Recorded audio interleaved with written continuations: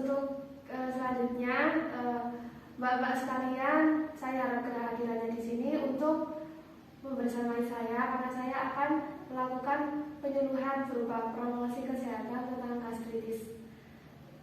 Nah, nanti tujuan dari penyuluhan itu sendiri agar Mbak-mbak semua nanti dapat memahami tentang penyakit gastritis itu sendiri dan nanti dapat menyampaikan kepada teman-teman seluruh santri di Pondok Pesantren Mahasiswa Unsib tentang penyakit gastritis itu sendiri. Baik, untuk selanjutnya nanti sekitar 20 menit saya akan menyampaikan materinya. Apakah Mbak bersedia? Baik, langsung saja Mbak. Jadi di sini saya akan memberikan penyuluhan tentang gastritis. Sebelumnya apakah ada yang sudah tahu apa itu gastritis? Belum. Ya, jadi kalau gastritis itu biasanya banyak orang itu menyebutnya dengan sakit mah. Itu sakit perut ya, sudah tahu ya kalau mah ya.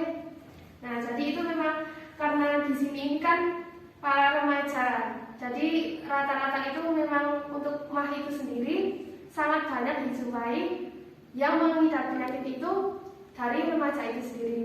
Gitu ya.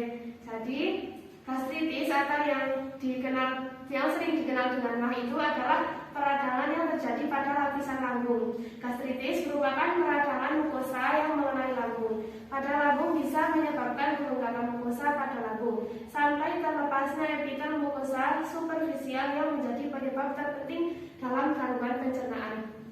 Jadi pada intinya gastritis atau mah adalah peradangan pada usus. Jadi itu biasanya nanti ciri-cirinya itu kan perutnya perih seperti itu ya. Selanjutnya ada tanda dan gejala. Yang pertama ada nyeri.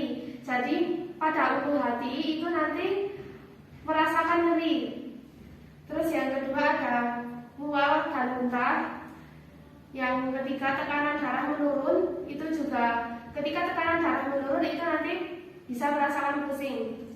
Selanjutnya ada keringat dingin.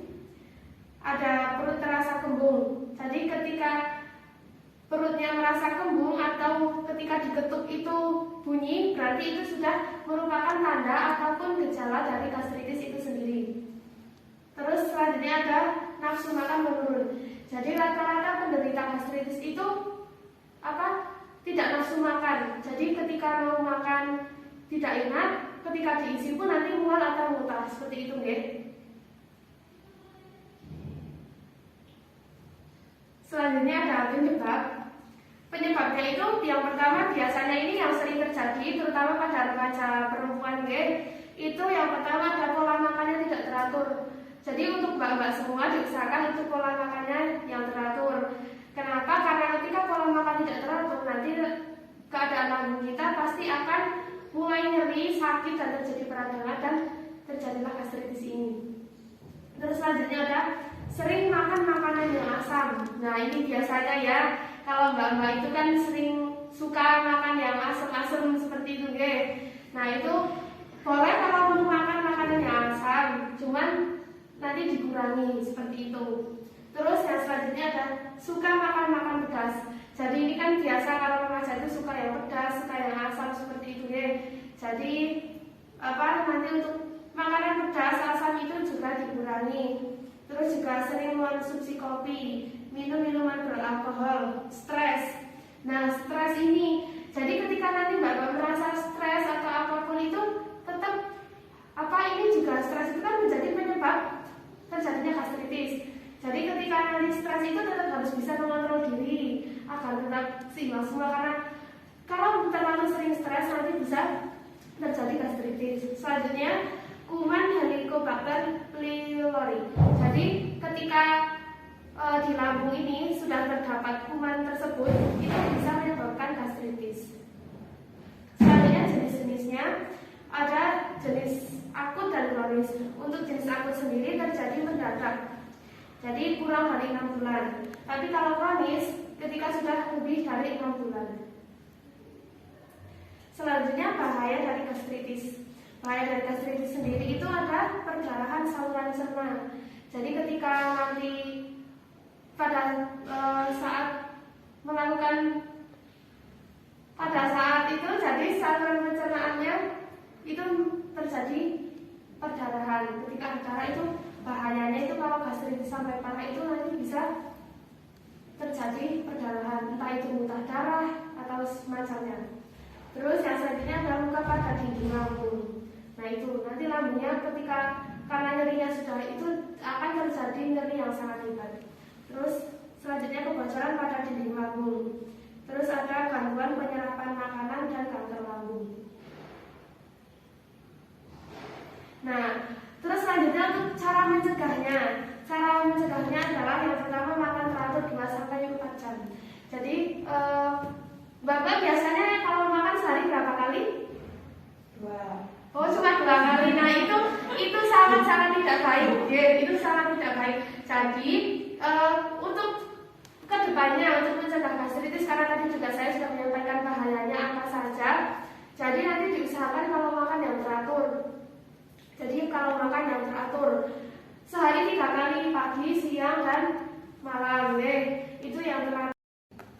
Nah, selanjutnya itu kan tadi yang pertama sudah makan teratur sehari 3 kali dengan makanan yang sehat ya, karena berdasarkan tadi yang sudah saya sampaikan bahaya dari gastritis itu biar kita terhindar seperti itu Terus yang kedua mengurangi makan makanan yang pedas dan asam seperti yang tadi sudah saya sampaikan. Ketika memang walaupun kalau remaja zaman sekarang itu kan seringnya kalau makan nggak pedas itu nggak enak seperti itu Nah, untuk menghindari itu nggak apa-apa makan pedas tapi sedikit saja dan yang teratur gitu.